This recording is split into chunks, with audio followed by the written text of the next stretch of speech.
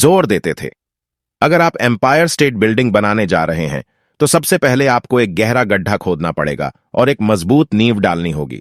अगर आप किसी उपनगर में एक घर बनाने जा रहे हैं तो आपको सिर्फ 6 इंच का कंक्रीट का स्लैब डालना होगा। ज्यादातर लोग अमीर बनने के चक्कर में 6 इंच के स्लैब पर एम्पायर स्टेट बिल्डिंग खड़ी करना चाहते हैं। हमारा स्कूल सिस्टम उस जमाने का है जब खेती किसानी ही अर्थव्यवस्था का आधार थी। आज भी यह बिना नींव के घरों में भरोसा करता है। धूल का फर्श आज भी लोकप्रिय है, इसलिए स्कूल से निकलने वाले बच्चों की कोई आर्थिक नींव नहीं होती है। एक दिन जब उन्हें नींद नहीं आती और वे कर्ज में डूब जाते हैं तो वे अमेरिकी सपने को देखते हैं और यह फैसला करते हैं कि पैसे की जो समस्या उनके सामने खड़ी है उसे अमीर होकर ही सुलझाया जा सकता है। इमारत बनना शुरू हो जाती है। यह तेजी से ऊपर बढ़ती है और जल्द ही एम्पायर स्टेट बिल्डिंग के बजाय हमारे पास सर्बिया का लीनिंग टॉवर होता है। हमारी रातों की नींद एक बार फिर उड़ जाती है। माइक और मेरे लिए दोनों ही विकल्प संभव थे, क्योंकि हमारी आर्थिक नींव मजबूत थी और पैसे की समझ हमें बचपन से ही सिखाई गई थी। देखा जाए तो अकाउंटिंग शायद दुनिया का सबसे बोरिंग विषय है। यह बहुत उलझन भरा विषय भी है, परंतु अगर आप लंबे समय तक अमीर बने रहना चाहते हैं तो यह सबसे महत्वपूर्ण विषय भी है। सवाल यह है कि आप इस बोरिंग और उलझन भरे विषय को अपने बच्चे को किस तरह सिखा सकते हैं। इस सवाल का जवाब है, इसे आसान बनाकर पहले इसे तस्वीरों के जरिए सिखाएं। अमीर डैडी ने माइक और मेरे लिए एक मजबूत आर्थिक नींव डाली थी। चूंकि हम लोग छोटे बच्चे थे, इसलिए उन्होंने हमें सिखाने का एक आसान तरीका ईजाद किया। सालों तक वे केवल चित्र बनाते रहे और उनके साथ शब्दों का इस्तेमाल करके हमें समझाते रहे। जब माइक और मैंने उन आसान डायग्राम्स की मदद से आर्थिक शब्दावली और पैसे के खेल को समझ लिया, तो इसके कई सालों बाद अमीर डैडी ने अंकों को जोड़ना शुरू किया। आज माइक को जितने अकाउंटिंग विश्लेषण की जरूरत है, वह उससे भी कहीं सूक्ष्म और जटिल विश्लेषण कर सकता है। उसके पास 10 अरब डॉलर का साम्राज्य है। मैं इतना ज्यादा जटिल विश्लेषण नहीं करता, क्योंकि मेरा साम्राज्य छोटा है, परंतु हम दोनों की ही नींव आसान नींव थी। आगे आने वाले पृष्ठों में मैं आपके सामने वही आसान से चित्र खींचूंगा जो माइक के डैडी ने हमारे लिए खींचे थे। हालांकि वे आसान हैं, परंतु इन चित्रों के सहारे उन्होंने 2 छोटे बच्चों को ठोस और गहरी नींव पर दौलत का बड़ा महल बनाना सिखाया। नियम 1, आपको संपत्ति, एसेट्स और दायित्व, लायबिलिटीज का अंतर पता होना चाहिए और हमेशा संपत्ति ही खरीदनी चाहिए। अगर आप अमीर बनना चाहते हैं तो आपको बस इतना ही जानने की जरूरत है। यह पहला नियम है, यही इकलौता नियम है। यह बहुत आसान लगता है, परंतु ज्यादातर लोगों को यह पता ही नहीं है कि यह नियम कितना महत्वपूर्ण है।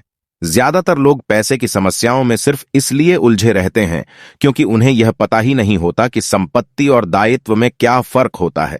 अमीर लोग संपत्ति इकट्ठी करते हैं, गरीब और मध्य वर्गीय लोग दायित्व इकट्ठे करते हैं। और मजे की बात यह है कि उन लोगों को यह लगता है कि वे संपत्ति इकट्ठी कर रहे हैं।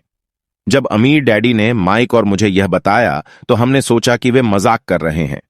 हम 2 बच्चे अमीर बनने का रहस्य जानने के लिए इतने हैरान परेशान थे, जबकि उसका जवाब इतना आसान था। यह इतना ज्यादा आसान था कि हमें इस बात पर सोचने के लिए बहुत देर तक ठहरना पड़ा। संपत्ति क्या होती है? माइक ने पूछा। अभी उस बारे में चिंता मत करो, अमीर डैडी ने कहा। अभी सिर्फ इस विचार को अपने दिमाग में घुस जाने दो।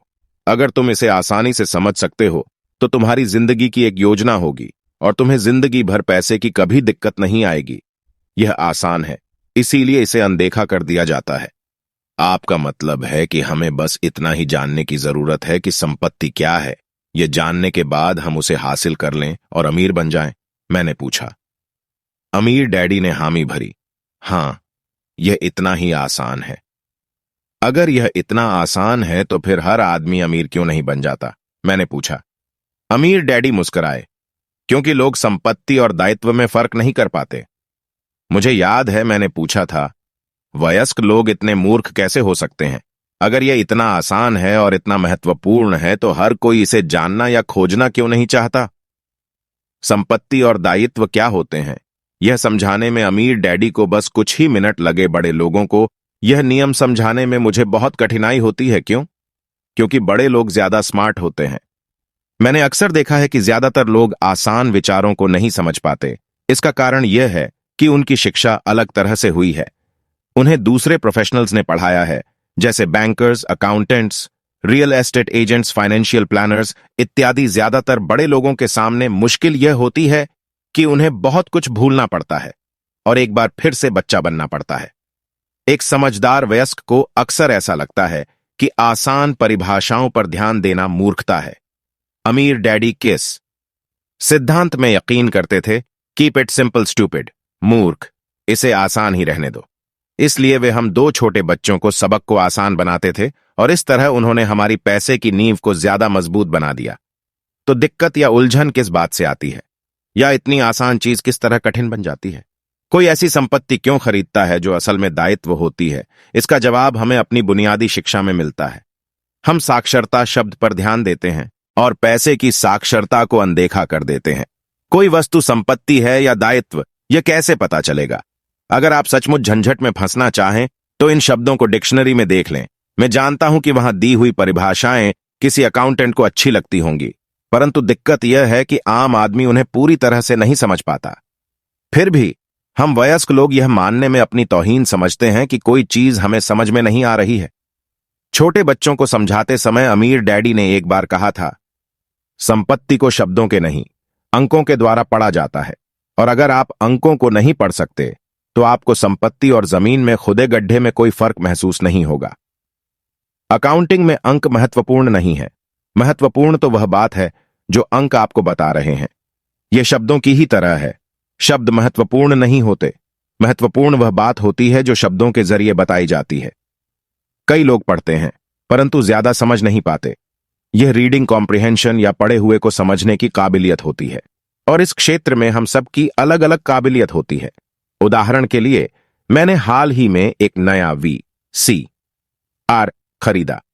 इसके साथ निर्देश पुस्तिका भी थी जिसमें समझाया गया था कि अपने VCR को किस तरह प्रोग्राम किया जाता है। मैं शुक्रवार की शाम को आने वाले अपने फेवरेट टीवी शो को रिकॉर्ड करना चाहता था, पर उस निर्देश पुस्तिका को पढ़ते पढ़ते मैं पागल हो गया। मुझे दुनिया में कोई भी काम इतना मुश्किल नहीं लग रहा था जितना कि अपने VCR को प्रोग्राम करना। मैं शब्दों को पढ़ सकता था, परंतु इसके बावजूद मुझे समझ में कुछ नहीं आ रहा था।